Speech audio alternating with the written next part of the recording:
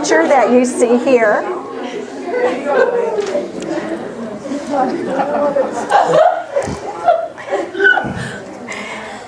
this is a picture my sister Diane painted. When she was fresh out of high school, she went to the University of South Florida and was going to major in art, and quickly dropped the class because she compared herself to everyone else. And she went on to become a nurse. 30 years later, she decided she wanted to paint.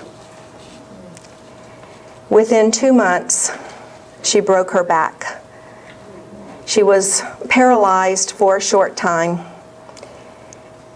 And she didn't understand why God would take that gift from her that she had just picked back up after 30 years. She painted this picture with her left hand 3 months after she broke her back, and she is right-handed. So that's another story that you could start with. You always start with something that is going to grab the attention. Again, humor, thought-provoking statements. One of the thought-provoking statements I've used is, have you ever felt like no one was listening? I don't think there's anyone in this room that would think that they haven't felt that way. Whenever you ask a thought-provoking question, raise your hand, get their attention, and try to ask a question that you know the answer is going to be yes. You want to draw the audience in. You can use a startling statement, a rhetorical question, a quotation. For example, Billy Graham says, "We're not waiting on God. He's waiting on us." A visual aid. And sometimes you're in a setting where the person who just sang is so amazing, you can't help but reference how incredible they were. If you were to come up to speak and just ignore that, how inappropriate that would be. And so sometimes you want to reference what has just happened, or if you're having a special occasion, and sometimes it can be a problem too that you reference.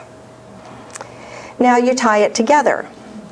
You use transitional statements to help move your audience to the next point of your outline. You have to connect it.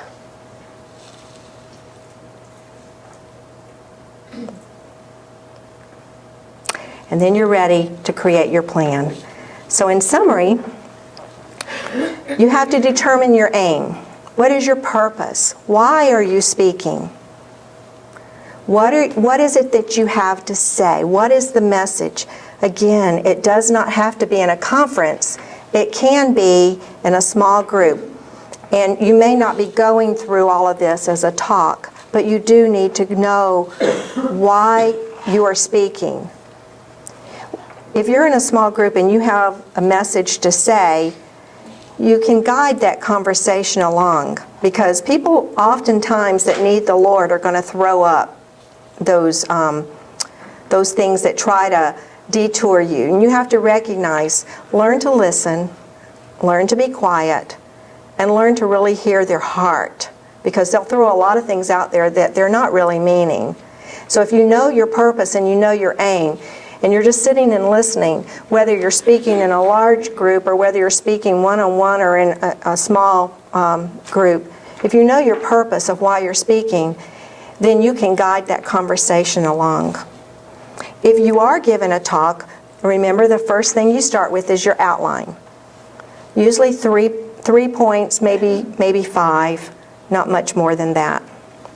After you've got your outline, your basic outline, and I would challenge you to start looking for outlines. Go home and the Bible, for example, has a lot of outlines with verbs. If you go through and you can find, God's got outlines already in the Bible for you with verbs. And then the next thing that you do, after you created your outline, that's where you're going to develop the supporting details that are going to add the meat to the outline. Those are your anecdotes, your personal illustrations, scripture, and instruction. Then you're going to figure out what is your opening statement, what is your grabber, what are you going to do to gain rapport? Because remember, you have 30 seconds. And then you've got to tie it together. Those are your transitional statements. And then you prepare your closing. The closing does not have to be very long. You can end with a quote. You can end with a call to action, a challenge, or you can do a summary of what you've said.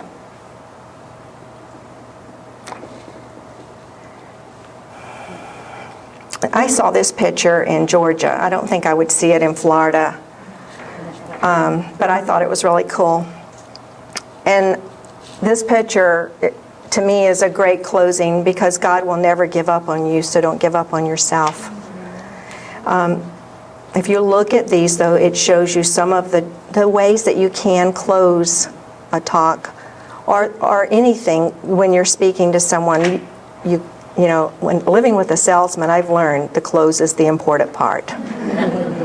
And you have to know your purpose, and you have to know what it is that you're hoping the audience is going to do, and then you go for the close.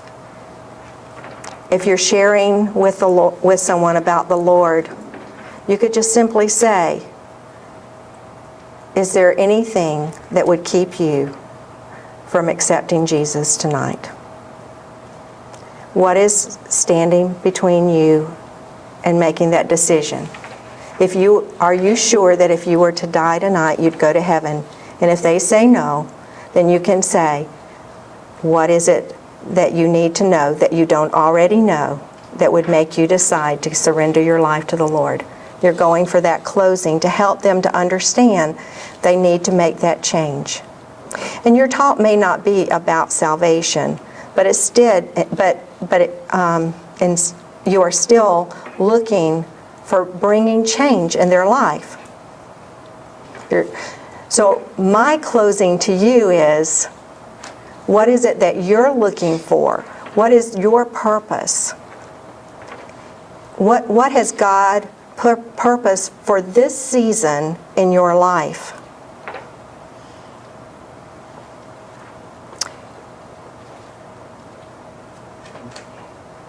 Just as I wrote down what God has put in my heart, my mission, what is your mission?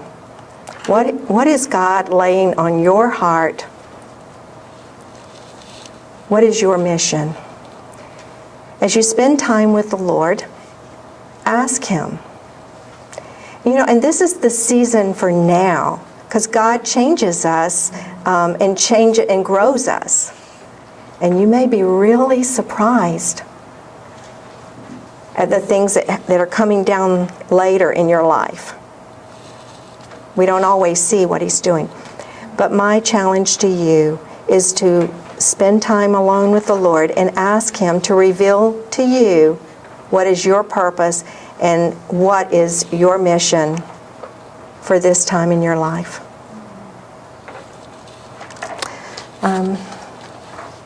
Are we out of time? We're out of time? Well, Okay, I didn't know if you had mentioned Q&A. I didn't know. Yeah, we have about 5 minutes. Okay. Teresa had mentioned maybe open it up if anyone had any questions. It could be about anything on this or whatever. Think about your question a minute. Just think about that, because as we were all coming in tonight, I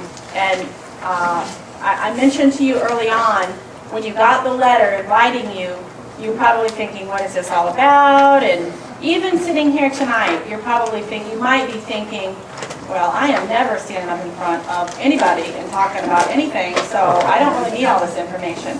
But let me just remind you, I love what she said. God is working by blending us and weaving us together. All right? My strengths are different from your strengths, and your strengths are different than my strengths. That doesn't make them any better. That doesn't make anybody higher, on the totem pole than anybody else. But God is blending us and weaving us together. He is going to use our gifts and abilities as we surrender those gifts and abilities. Carolyn came in tonight, and she shared with me her thoughts after she got that letter. Would you just share with them a minute, just what you said? Sure. Stand up so they can see you. This is Carolyn Martin. My husband had opened up the mail, and it was early in the morning. I got up and I looked at it, and I went, oh, that's really nice. Yeah, I can't do that. Well, I went in the bathroom, get ready for work. I do a lot of thinking then, and I thought, what are you doing, Carolyn? You've been asking God, where do you want me to go? Show me where you want me to go. Help me, to do this. And I went, all right, I'll bring the letter to work. I'll read it on my way. I'll read it when I get to work.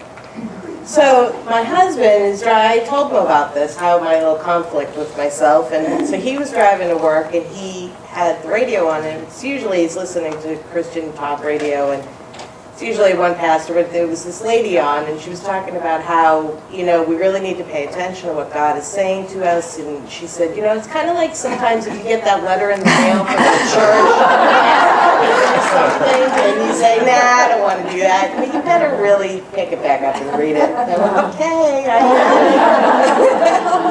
Now, can I, and that's a perfect report opening statement too, or another illustration to add, so that's great.